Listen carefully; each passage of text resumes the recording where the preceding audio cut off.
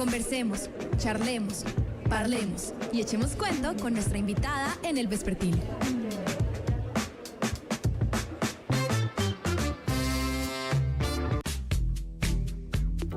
Next ahorita hablaba en su hashtag sobre lo que pasa en el mundo, en el universo cultural de nuestro país, y nuestra primera invitada de hoy tenemos dos mujeres artistas que tienen que ver con la cultura, una mujer artista y nuestra primera invitada que tiene que ver mucho con la gestión de lo que pasa en la vida cultural, y también con más de 20 años de experiencia en gestión de procesos culturales y educativos.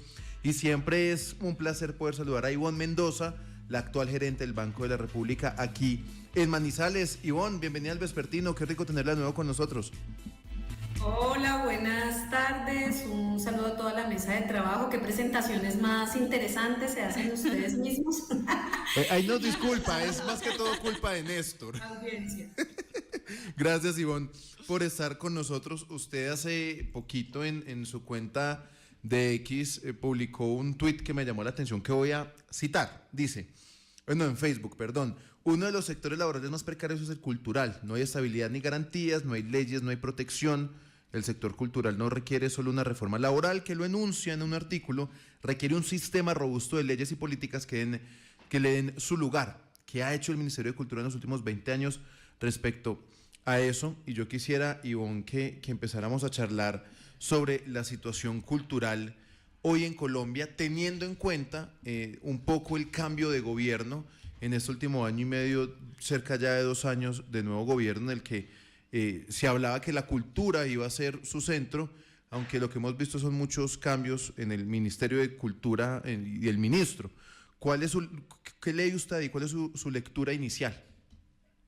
Bueno, si hablamos en términos generales, sí se puede hablar de un robustecimiento de los presupuestos para la cultura desde el nivel nacional. A mí me parece es que el enfoque es el que no ha cambiado.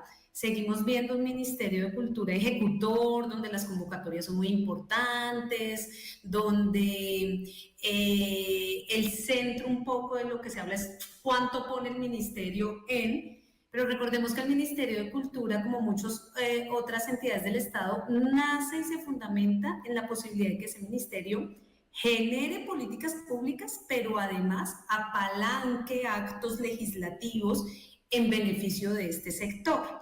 Entonces creo que ahí es donde todavía sigue una deuda muy pendiente desde la creación del Ministerio con la Ley General de Cultura desde el 97, imagínense, donde nuestro posicionamiento como sector en términos de la legislación colombiana es muy débil, muy frágil, donde la protección al sector no es contundente. Entonces, pues digamos, hay pequeños como luces de esperanza que uno dice, por ejemplo, el anterior ministro, pues un perfil muy interesante, alguien conocedor del sector, que eso no siempre pasaba. Recuerden que por el Ministerio de Cultura han pasado médicos, políticos, abogados, ingenieros, comunicadores, pero gente, digamos, del mismo sector no siempre es priorizada para ocupar estos cargos, digamos, del poder en la esfera pública. Entonces, se ve como unas luces de esperanza, mayor presupuesto, chévere, pero vamos a estarnos quejando toda la vida de lo mismo en el sector cultural si no hay una apuesta más contundente desde los órganos públicos de la nación y también en las gobernaciones y en los municipios, por generar políticas públicas que se cumplan de verdad y por legislar a favor del sector. Digamos, en ese campo de la cultura hay como muchos elementos que siempre se cruzan en las discusiones cuando se dan, sobre todo en términos del apoyo. Y es que este semestre hemos hablado tal vez con 4 o 5 artistas que tienen una cosa muy interesante que mostrar y todos dicen lo mismo. No hay apoyo, es muy difícil, trabajamos con las uñas y se vuelve una cosa muy repetitiva. Pero digamos, hay realidades distintas y tal vez Ivonne también nos ayuda de pronto a ver cómo ese contraste. Una cosa es lo que pasa en Bogotá con la cultura, otra cosa incluso es lo que pasa en Medellín con la cultura, donde digamos en Medellín hay programas de concertación que tienen apoyo mucho más permanente, sobre todo incluso con apoyo a casas y con presupuestos más vigorosos precisamente para estos campos que En Medellín dan, digamos, cabida a la aparición digamos, de la empresa privada, como en Bogotá, digamos, con el Julio Mario Santo Domingo, que también parte de inversión privada. Ese contraste, Ivonne, diferencial también con relación a las regiones, ¿cómo ve que puede, digamos, aprovecharse entendiendo las realidades y el contexto de Manizales y de Caldas? Pues mira, Misael, que yo creo que hay un asunto que nos atraviesa como país profundamente, pues no solo Colombia, y es un tema que tiene que ver con, y respecto a esto de la precariedad laboral, de la situación del sector siempre, de los mismos problemas siempre, que tiene que ver con la valoración social de lo cultural. Para ponerles un ejemplo muy familiar, es muy rara la familia que llega el chico a los 15, 16 años en 10º y 11 y dice, mamá, yo quiero estudiar teatro, o mamá, yo quiero estudiar música, o papá, quiero estudiar artes plásticas, y que la familia celebre con bombos y platillos. A mí me pasó hace, pues, no voy a revelar aquí la edad, que yo estaba muy indecisa entre estudiar arte dramático y sociología. Ambas, pues, cuando le digo a mis papás, pues ambas me hicieron una cara como de usted, ¿qué va a vivir? O se nos enloqueció. Hay un tema de la valoración social de lo cultural que no hemos podido superar. No valoramos lo cultural, lo artístico como un bien, como un privilegio, como una oportunidad, como y qué dicha mi hija quiere ser bailarina o qué dicha mi hijo quiere ser escritor, sino que socialmente y culturalmente tenemos una traba mental muy difícil de superar, y es que no es valorado socialmente. Es valorado socialmente para la diversión, para el ocio, el entretenimiento. Entonces, qué dicha tener el primo músico que nos ameniza las reuniones en la casa.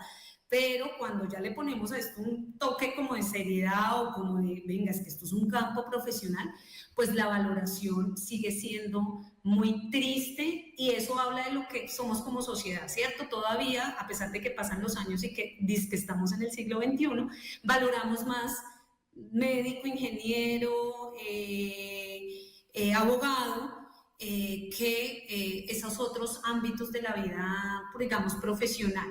Y ya la pregunta de las diferencias regionales las hay. Yo siempre siento que la distancia entre las capitales que tú mencionas, por ejemplo, Bogotá y Medellín, con el resto del país, no son arrolladoras, son abrumadoras. Es decir, las políticas públicas y, digamos, los espacios como de enmarcar jurídicamente la valoración de la cultura o del arte en esas ciudades es mucho más sólida que en las otras ciudades del país, y ahí hay una gama pues increíble, y creo que eso pasa por la valoración, pero también porque en estas ciudades se ha superado un poquito, no voy a decir que totalmente, este asunto de que estos temas son de un gobierno y no de una ciudad. Entonces todo es pensado a 4 años y con una mirada de corto plazo en la mayoría de nuestros municipios y ciudades, y no con una mirada estratégica a largo plazo, estos celos que hay entre gobernantes, entonces arrancamos un proceso aquí y aquí volvemos a arrancar desde cero, y eso para un sector tan frágil como el cultural, pues eso genera un sismo cada 4 años que hace que no avancemos contundentemente. Y lo que llegaron estas capitales en algún momento, no digo que no se repitan estos asuntos, pero que en algún momento sí llegaron a tener una concepción un poco más técnica, unas políticas más sólidas que atravesaban más allá de 4 años, una convicción y, ojo, muy importante, una participación ciudadana que fue activa y que lastimosamente, digamos, en otros escenarios, incluso en el nuestro, si yo participo y hago una cosa, se me quita la posibilidad de poner la ponchera, y es castigado socialmente. Mire, quejándose de la alcaldía, pero también pidiéndole plata a la alcaldía. Uno de los saltos grandes que dieron Bogotá, Cali, Barranquilla, Medellín, es que esos escenarios de participación ciudadana fueron validados y no juzgados, y que eso no significó que la gente dejara de acceder a los recursos públicos. Ese asunto de la valoración, es que justo en ese tema, una cosa es la valoración que hace la ciudadanía y otra cosa es la valoración que hacen los gobiernos, o digamos que como usted bien dice, pues se puede establecer a nivel de políticas, pero lo cierto muchas veces es que, como pasa en Manizales, a veces cuando las cosas no son gratis, son complicadas, es decir, cuando los eventos cobran Es un tema de audiencia. un poquitico, ya no se llena. Aquí es complicado también ese tema de la gratuidad. Ivonne, en medio de esa discusión, usted está hablando de también esa valoración que le hacemos a la cultura de la gestión cultural. En ese sentido, denos ahora un ejemplo positivo internacional. ¿En dónde y de qué forma, en qué otro país, digamos que usted dice, esto es un modelo interesante, replicable en una ciudad como Manizales o replicable en un país como el nuestro? Bueno, Manizales a mí me parece una ciudad donde podríamos hacer muchísimas cosas porque es una ciudad que cuenta con unas características, sobre todo de apropiación del territorio y de identidad y de orgullo muy interesantes que podrían facilitar muchos procesos. Yo creo que el caso emblemático en el mundo que todavía sigue siendo citado y todavía ha tomado distintas, como que ha mutado de distintas formas, es el caso de los puntos de cultura de Brasil, en el primer gobierno de Lula, con Gilberto Gil de ministro de Cultura, y que contamos aquí hace un par de años, lo trajo el Banco de la República al creador, a quien Gilberto Gil, digamos, como le dio como la posta de crear estos puntos de cultura, que es una estrategia de reconocimiento de la cultura hecha, digamos, no solo desde una centralidad, sino como esas culturas que se crean y se reproducen en los barrios, en las comunidades, de las organizaciones sociales y obviamente también las centralidades. En nuestro caso, lo que está haciendo, por ejemplo, la Fundación Huellas de Vida en Solferino, pero también lo que está haciendo el Museo de Arte de Caldas en Fundadores. Esa estrategia de los puntos de cultura permitió por lo menos reconocer y valorar, volvemos a la valoración social, de las expresiones de la cultura y enlazarlas en una red muy interesante con acceso a recursos donde lo que apoyaba el Estado no era lo que el Estado quería que se apoyara, sino lo que las organizaciones, grupos, artistas y gestores culturales estaban proponiendo que se hiciera. Por eso el tema de las convocatorias es tan interesante, porque a veces hay como un lineamiento de lo que quiere el Estado que se haga en términos culturales y lo que va a apoyar es esta línea, pero entra la gran discusión, bueno, ¿eso es lo que necesita la ciudad? ¿Eso es lo que necesitan los territorios? ¿O es lo que la gente está demandando de esa masa que está produciéndose allá en los territorios, esa cultura? Yo creo que los puntos de cultura, como política de Estado, como política comunitaria que luego se irradió a América Latina como en un movimiento que se llama Cultura Viva Comunitaria, puede ser un ejemplo de otras formas de gestión de la cultura, de otra forma de abordaje del estado de la cultura y que le apunta a eso, a valorar las expresiones culturales. Es que si no empezamos ese tema de la valoración, insisto, el día que nos pongamos todos felices porque tenemos un músico en casa, ahí transformaremos desde las condiciones laborales, el apoyo estatal, el tema de la gratuidad o no y cuánto valoro yo eso. Entonces sería muy interesante. Gerente, usted toca unos temas que me llaman mucho la atención y tiene que ver primero con lo que se está haciendo, pero también con lo que se necesita, pero también habla sobre un tema de esas conexiones que se van generando de acuerdo a los proyectos que van saliendo, y uno ve que el banco, por ejemplo, en este caso el Banco de la República, tiene, digamos, unos proyectos que tienen unos lineamientos que son transversales alrededor del país. Pero sí me preocupa en términos cuando hablamos de territorio, y porque ahorita usted lo respondía en términos que lo hacía Misael preguntando el término de la centralización, a dónde van los recursos, y digamos que en Manizales decimos que no vienen los mismos que van a Medellín y a Bogotá, pero ¿qué pasa con pueblos como Viterbo, Anserma, Río Sucio, cierto? Que son otros territorios que también merecen de la cultura. Y eso que uno, por ejemplo, así rápidamente dice, bueno, Anserma tiene su y eso, festival de teatro, claro, y han sabido saberlo, pero con dificultades. Exacto, pero uno dice, ¿cuándo podría haber un Banco de la República también llegando a esos territorios que también a la larga necesitan de digamos, de toda esa programación cultural que ustedes ofertan en la capital de Caldas? Pues sin lugar a dudas estás tocando un tema importantísimo del cual todos somos presa, que ya también es otro mal de las políticas sociales y del país en todos los ámbitos de la vida, que se llama centralismo. El centralismo es uno de los grandes males de este país. y todas las instituciones lo sentimos, digamos, lo vivimos, y es pues el poder de esta Bogotá donde se emanan algunas directrices, etcétera. No obstante, yo creo que cada vez más hay un esfuerzo por, hay muchos conceptos alrededor de esto y todavía los teóricos se están poniendo de acuerdo entre si es descentrar, desconcentrar, descentralizar, porque cada una de esas palabritas tiene como un matiz distinto. Esa posibilidad de pensarse desde el territorio, lo que ese territorio demanda y oferta en términos, en este caso, de asuntos culturales. Yo creo que esa es una deuda pendiente en términos de políticas públicas absoluta y total, y que ahí estamos haciendo pinitos. En muchas de las instituciones, en el caso de la institución en la cual yo trabajo, pues, por ejemplo, este año con Salamina y nuestro proyecto Salamina Bicentenario de una región, hemos aprendido mucho de cómo pensarnos el territorio y cómo trabajar la gestión cultural con la gente de los municipios, del territorio, etc. Y lo mismo que pasa, digamos, con ese bogotanocentrismo, que es a veces apabullante, también pasa en menor escala y en una medida, digamos, distinta, con el manizaleñocentrismo, podríamos llamarlo, que tiende llega a Manizales todo, trabajamos en Manizales todo y es lo que Manizales le puede ofrecer a los municipios y no es al revés, ¿no? El diálogo no es horizontal, sino siempre hay una jerarquía en estas disparidades territoriales. Y volvemos al tema de la valoración. Si usted dice que es un músico de Manizales y que lleva 10 años de trayectoria, seguramente se le van a abrir las puertas un poquito más de que si es un músico de Marulanda.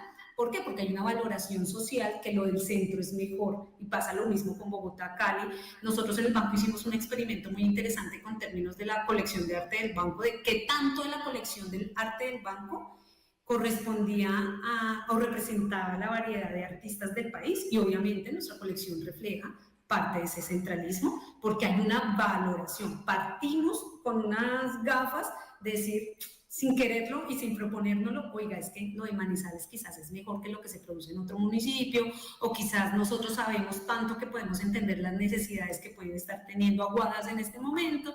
Entonces, esas valoraciones es lo que nos invita a transformar. No es sencillo y es una deuda pendiente que tenemos entidades públicas, privadas, gestores, artistas, de irnos quitando esas gafas y teniendo una relación más horizontal entre los territorios. Ivonne, ¿qué tan viable es ver a la cultura en Manizales como un movilizador económico para la ciudad?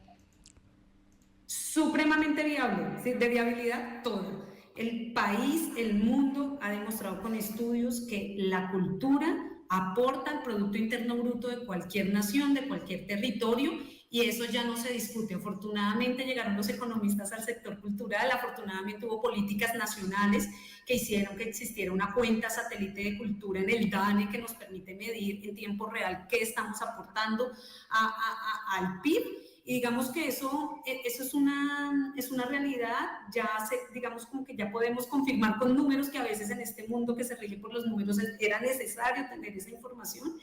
En el caso de Manizales, yo creo que hay un ecosistema, digamos, como muy fértil donde podemos soñar con grandes cosas, pero sí requerimos mayor articulación, mayores políticas, mayores diálogos entre lo público y lo privado, mayor valoración social de la cultura para que, por ejemplo, empresas, agentes del sector privado realmente hagan una apuesta de ciudad alrededor de estos asuntos, que se evidencia, digamos, en la feria como que nos volcamos todos hacia ello, pero si potenciáramos eso en otro tipo de eventos, realmente Manizales sería un clúster, para ponerlo en términos de la economía de la cultura, de los principales de este país, por la misma dinámica que tiene.